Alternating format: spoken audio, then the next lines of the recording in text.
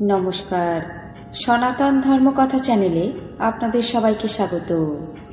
আজ ভাদ্র মাসের 16 তারিখ মঙ্গলবার, শুক্লপক্ষের দশমী তিথি।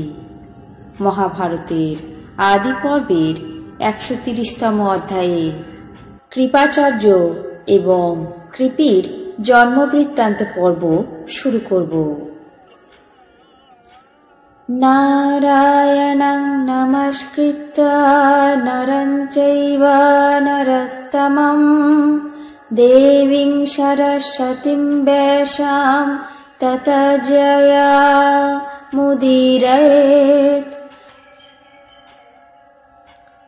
রাজা জন্মেঞ্জয় বললেন, হে ঋষি বৈশম্পায়ন, কৃপাচার্য কিভাবে স্বরস্তম্ভ থেকে জন্মগ্রহণ করলেন এবং কিভাবেই বা তিনি অস্ত্রশস্ত্র সমস্ত বিদ্যা গ্রহণ করলেন, সেই সমস্ত কথা বর্ণনা করুন।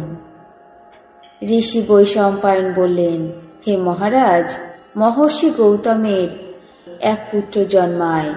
তিনি স্বরের সঙ্গে জন্মেছিলেন বলে তার নাম শরদ্দান হয়েছিল। ওই পুত্র বেদ অধ্যয়নের থেকে ধনুর্বিদ্যা অভ্যাসে বেশি ইচ্ছুক এবং আগ্রহী ছিলেন।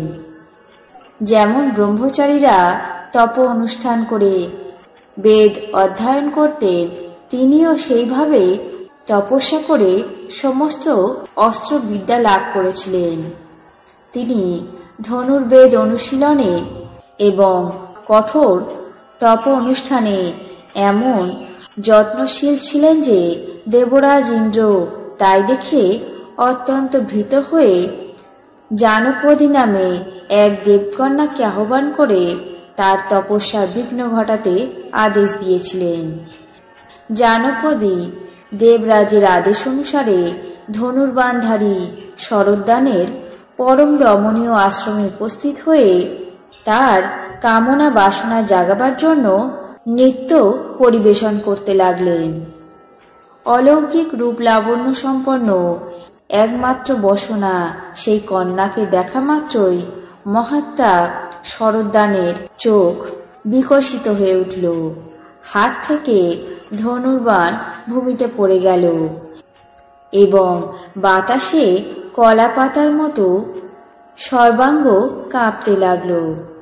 এই অসাধারণ জ্ঞান সম্পন্ন তপস্বী কামবাণে আহত হয়েও নিজের তপস্যার প্রভাবে ধৈর্য অবলম্বন করে রইলেন, কিন্তু দুঃসহ মদনের বাণে তার রেতস্খলন হল। তিনি তা জানতে পারলেন না। তিনি তপস্যায় বিঘ্ন ঘটানোর জন্য আগত অপ্সরাকে পরিত্যাগ করার জন্য সেই আশ্রম থেকে প্রস্থান করছিলেন। এমন সময় তার রেতস্খলিত হয়ে স্বরস্তম্ভে পড়ে যায়। বীর্য পড়া মাত্রই 2 খণ্ড বিভক্ত হল এবং তার মধ্যে এক পুত্র এবং এক কন্যা জন্মায়। সেই সময় রাজা শান্তনু বনে মৃগয়া করতে গিয়েছিলেন। তার এক সৈনিক পুরুষ যথেচ্ছ ভ্রমণ করতে করতে সেখানে উপস্থিত হয়ে সেই সদ্যজাত পুত্রকন্যাকে দেখতে পেল। সেখানে ধনুস্বর এবং কৃষ্ণাজিম পতিত দেখে ভাবলেন, নিশ্চয় কোনো এক ব্রাহ্মণের পুত্র এবং কন্যা সন্তান হতে পারে। তাই ভেবে সেই রাজাকে সদ্যজাত পুত্রকন্যাকে দেখালেন। রাজা সেই পুত্রকন্যাকে দেখে অত্যন্ত স্নেহবশত তাদেরকে গ্রহণ করলেন এবং বললেন, আজ থেকে এরাই আমার সন্তান। এইভাবে শরদ্দানের পুত্র এবং কন্যাকে গৃহে এনে নিজের পুত্রকন্যার মতো লালন পালন করতে লাগলেন। রাজা শান্তনু তাদেরকে কৃপা করেছিলেন বলে পুত্রটির নাম হয় কৃপ এবং কন্যাটির নাম হয় কৃপি। আজ মহাভারতের আদি পর্বের 130তম অধ্যায়ে কৃপাচার্য এবং কৃপির জন্মবৃত্তান্ত পর্ব এখানেই শেষ করছি। বাকি অংশ আগামী পর্বে পাঠ করে শোনাব। এখন জেনে নেব আজকের দিনের 12টি রাশির রাশিফল। মেষ, আরোগ্য লাভ। বৃষ, কর্মী অশান্তি।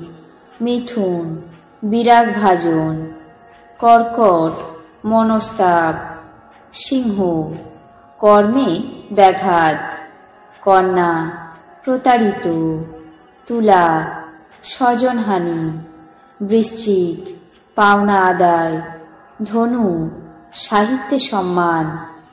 মকর, সহায়তা প্রাপ্তি। কুম্ভ, বেদনাহত। মীন, গুহ্য পীড়া। এই ছিল আজকের দিনের 12টি রাশির রাশিফল। আপনাদের কেমন লাগলো তা অবশ্যই কমেন্ট বক্সে জানাবেন। চ্যানেলটিকে সাবস্ক্রাইব করবেন, লাইক করবেন, শেয়ার করবেন। ধন্যবাদ।